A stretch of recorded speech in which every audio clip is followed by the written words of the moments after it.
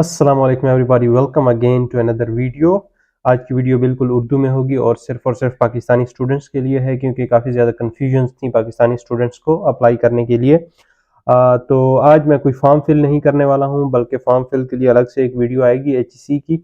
लेकिन आज मैंने कुछ इंपॉर्टेंट क्वेश्चंस जो हैं वो जो बार बार मुसलसल स्टूडेंट्स कर रहे हैं और वो मैंने नोट डाउन कर लिए हैं, तो आज मैं उन्हीं को ही एड्रेस करूंगा। सबसे पहले मैं आपको क्वेश्चन बता देता हूं। अगर आपके रेलेवेंट कोई क्वेश्चन है तो आप जरूर ये वीडियो देखिए, और अगर आपके रेलेवेंट नहीं है तो आप बेशक इसको स्किप भी कर सकते हैं। तो सबसे पहले तो मैं बताऊंगा कि कितने पोर्टल्स के ऊपर टोटल अप्लाई करना है। उसके बाद यूएसएटी या एचएटी टेस्ट का रिजल्ट कहाँ पे अपलोड करना होता है, और उसके बाद ये टेस्ट कब होने वाला है। जिन्होंने अभी तक टेस्ट नहीं दिया है उनके लिए कब ये टेस्ट होगा। और इंग्लिश प्रोफिशिएंसी सर्टिफिकेट का काफ़ी इशू आ रहा है लोगों को, आइल्स वगैरह का। उसके अलावा एक और इशू आ रहा है कि प्रिपरेशन कहाँ से करनी है, और डॉक्यूमेंट अटेस्टेशन के बारे में पूछ रहे हैं कुछ लोग कि अभी करवाने हैं, बाद में करवाने हैं, और फिर पासपोर्ट रिक्वायर्ड है या नहीं है, और मेडिकल सर्टिफिकेट भी सेम ऐसे ही। तो अगर इनमें से किसी क्वेश्चन में आपको कंफ्यूजन है तो आप जरूर वीडियो देख सकते हैं, और अगर आप इन सब में क्लियर हैं तो you can skip it now. So सबसे पहले स्टार्ट करते हैं पोर्टल्स के ऊपर। तो टोटल 3 पोर्टल्स पे आपने अप्लाई करना होता है। उनमें से एक वो होता है जो स्टाइपेंडियम हंगेरिकम का पोर्टल है, जो कि ऑलरेडी मैंने एक वीडियो इंग्लिश में बनाई थी, वो है एक पोर्टल। और एक पोर्टल है एचईसी का, जहां पे आपने अप्लाई करना होता है एज सेंडिंग पार्टनर के तौर पे।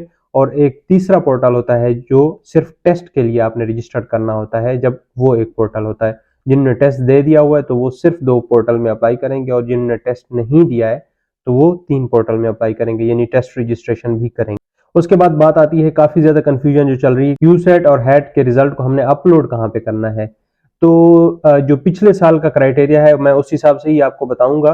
पिछले साल ये था कि आप रिजल्ट अपलोड नहीं करते थे वेबसाइट के ऊपर, एचईसी की वेबसाइट के ऊपर। उसकी वजह ये है कि जो आपका एचईसी का अकाउंट होता है वो आपके आईडी कार्ड नंबर के ऊपर होता है, और जब आप टेस्ट रजिस्ट्रेशन करते हो तो वो भी आईडी कार्ड नंबर पे होती है। तो ये इंटरकनेक्टेड इनके अकाउंट्स होते हैं।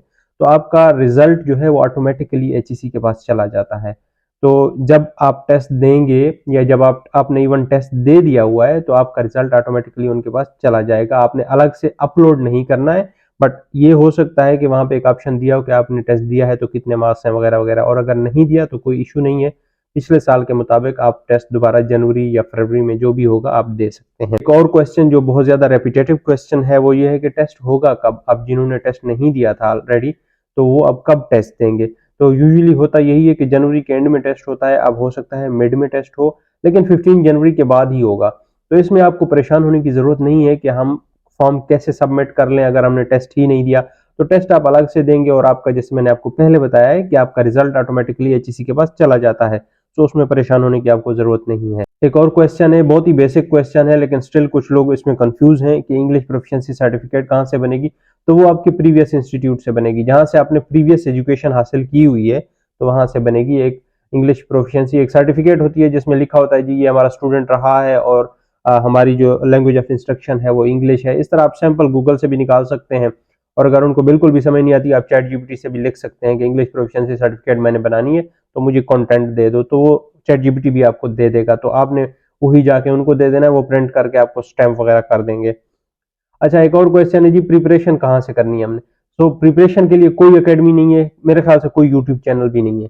तो आप लोगों ने प्रिपरेशन जो है अपनी ऑनलाइन ही करनी है। और अगर आपने फेसबुक ग्रुप ज्वाइन नहीं किया है तो आप वो ग्रुप ज्वाइन कर सकते हैं।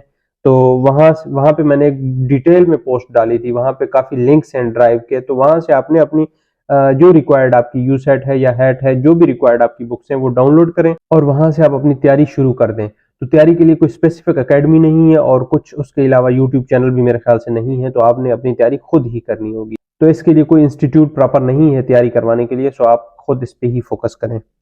उसके बाद है जी, वेरी इंपॉर्टेंट क्वेश्चन है जी, डॉक्यूमेंट अटेस्टेशन का। अब डॉक्यूमेंट अटेस्टेशन लिखा होता है, मैंने भी देखा है कि जब आपकी कॉल आती है तो उस पर लिखा होता है जी डॉक्यूमेंट अटेस्टेड चाहिए। बट डॉक्यूमेंट अटेस्टेशन के बारे में एक बात बहुत इंपॉर्टेंट आप समझ लें कि डॉक्यूमेंट की जो अटेस्टेशन होती है वो back side of the document होती है। जब आप अपलोड कर रहे होते हैं किसी भी वेबसाइट के ऊपर, तो वहां पे आप बैक साइड अपलोड नहीं करते हैं।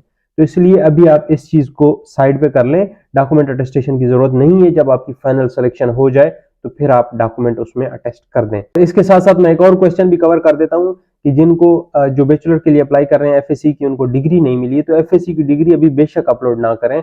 आप एफएससी की डिग्री अर्जेंट बेसिस के ऊपर निकलवा सकते हैं। और कुछ के क्वेश्चन थे कि 3 साल बाद डिग्री निकलती है, लेकिन ऐसे नहीं होता 3 साल बाद। मुझे एग्जैक्टली याद है 2018 में मैंने एफएससी जब की थी, तो 2019 के बिल्कुल तकरीबन मिड में मैंने अपनी डिग्री निकलवा ली थी लाहौर बोर्ड से। तो डिग्री आराम से निकल जाती है अर्जेंट बेसिस के ऊपर।